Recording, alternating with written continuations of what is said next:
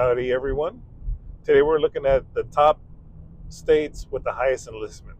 And hey, we might even look at the states that have the least amount of enlistments. But before I do that, my name is Israel, and you're on Forward March. So this channel is dedicated to, man, that was close, dedicated to veteran-centric topics. And I use my time in the Marine Corps and the Army, 25 years total of experience, and we just talk it out. The majority of my videos, this is how you'll see me. I'm driving home after work.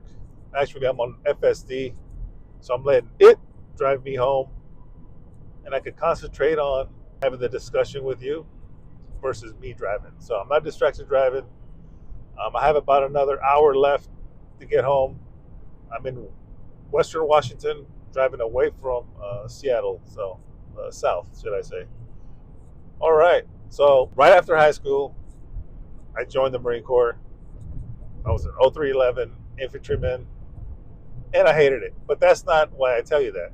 I tell you that is because my very first experience as I went to finish boot camp, went to Marine combat training, Camp Pendleton, California, and I'm originally from California. I'm from San Diego originally, and went to Marine combat training after boot camp.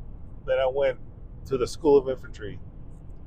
This is 91, but a lot of the Marines there were either from California or Texas, predominantly. There was other ones that were scattered throughout the U.S., but predominantly California and Texas.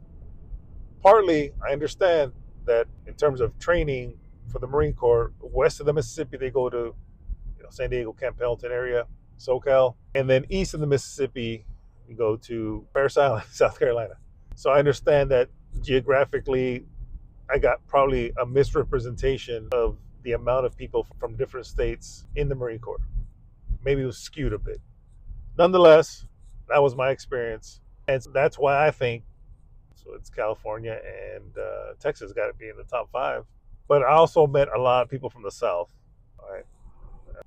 Georgia, Tennessee, and other states like that. So, man, they could be in the mix too. I don't know. That's just my prediction. But especially cats from Texas, they were super proud. So this was, let me just tell you a story about one of my good friends. We're still friends on Facebook. And the first time I see this guy out of the camouflage uniform, it was on a Friday night in the barracks. And this dude had that's like era back when those country shirts by Garth Brooks and Dunn, and Tracy Lawrence, they were wearing all the long sleeve, very patterny long shirts, right? Button up long sleeve shirts. And his shirt was the entire state of the Texas flag, man. And he was a big guy, 6'5", big dude. So it was even big, and he was from Texas, and Texas, they get down over there, right? Everything's bigger in Texas, including the people, apparently. And so that struck me, that reminded me of people from Texas while I was serving. And so, man, monster, that shirt had to have been the XX. It was freaking huge. But anyway, we're going to ask Grok the top 5 states and also the bottom states. And, see what he says. Hey, Grok, you there? I'm here. What's up?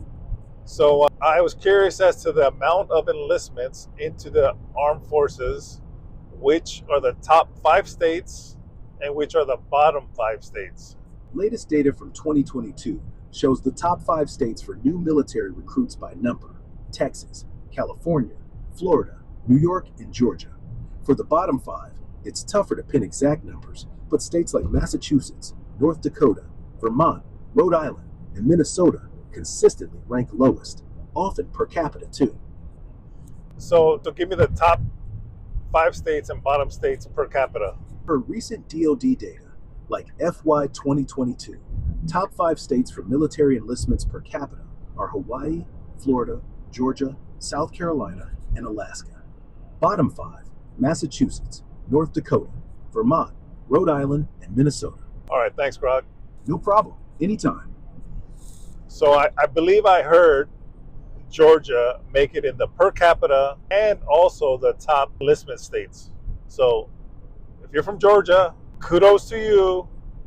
because y'all are getting it done with recruitment, man. Y'all fill in the ranks, which is great because the military is a very young industry. If you're like 35, 40, you're like an old man or an old woman in the military. And I felt like a really old dude because I stayed around till I was 43, 44, something like that. So it was I felt like all of a sudden I was the old guy in the group, in the huddle. So it happens fast, but kudos to you, Georgia, for keeping the force, helping the force stay young, stay armed. And until the next time, I'll watch one another six. Adios.